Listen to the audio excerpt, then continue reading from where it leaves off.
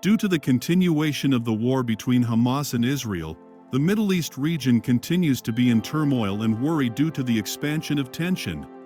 On the one hand, Benjamin Netanyahu, the Prime Minister of Israel, says that he rejects the requests to stop the war in exchange for the release of prisoners in Gaza, and at the same time, the U.S. Department of Defense announces that since October 17, a total of 151 attacks have been carried out on U.S. forces in Iraq and Syria. In parallel, a new round of joint attacks by the United States and the United Kingdom on Yemen took place on Monday evening. At the same time, the Islamic resistance groups of Iraq, which includes a number of Iraqi groups, issued a statement on Monday and announced that they had carried out drone attacks on the al-Asad base in western Iraq, and on the same day, for the third time, the American base in the Conoco gas field in Syria. It was the target of a missile attack. Also, the Islamic resistance of Iraq announced their drone attack on Ashdod port in Israel. By giving a like and subscribing the channel, you are helping an independent analytical media to continue its journey. During his visit to the UN headquarters, Iran's foreign minister announced his warning to the American side to escalate the scope of the war due to their actions.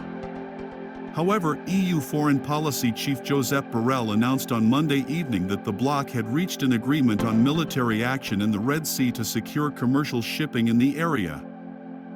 Faisal bin Farhan, the Minister of Foreign Affairs of Saudi Arabia, also warned in an interview with CNN on Sunday that it is possible that the crisis in the Red Sea will get out of control. The ambassador of the United Arab Emirates to the United Nations, at the same time as the range of conflicts in the West Asian region has expanded, asked the United States to reduce tensions following Israel's war against Gaza.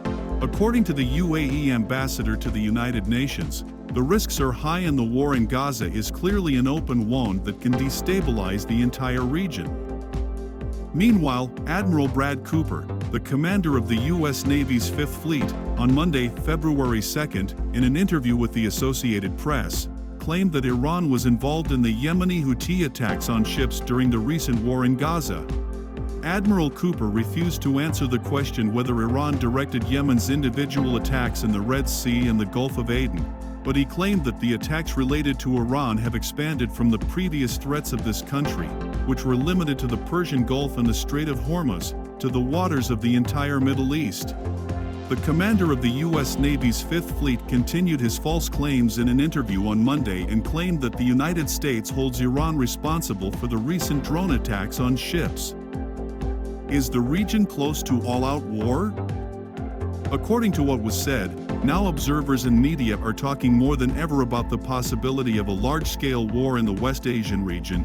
The Economist wrote in a report about this issue that since Hamas's war against Israel on October 7, 2023, Joe Biden has sought to help Israel win its war in Gaza and prevent the conflict from turning into a regional war with Iran and the resistance forces. But the U.S. president will now face increasing pressure to take stronger action. This is a dilemma.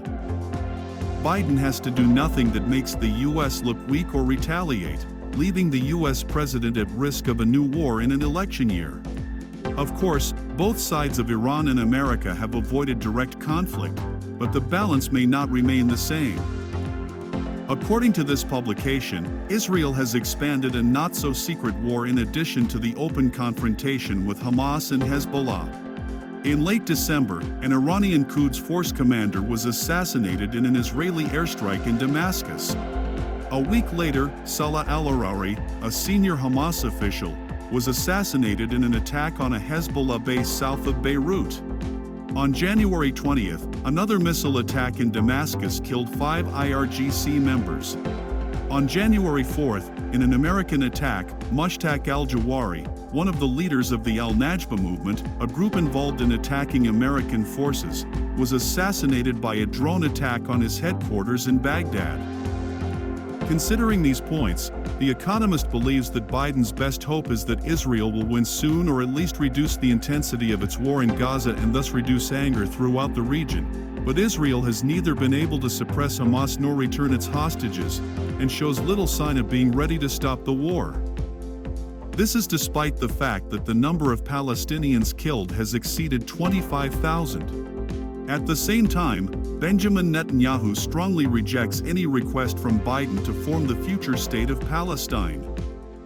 As Biden tries to maintain the status quo and not escalate to war in the Middle East, State Department spokesman Matthew Miller says we may be just one unfortunate or terrorist attack away from a regional war.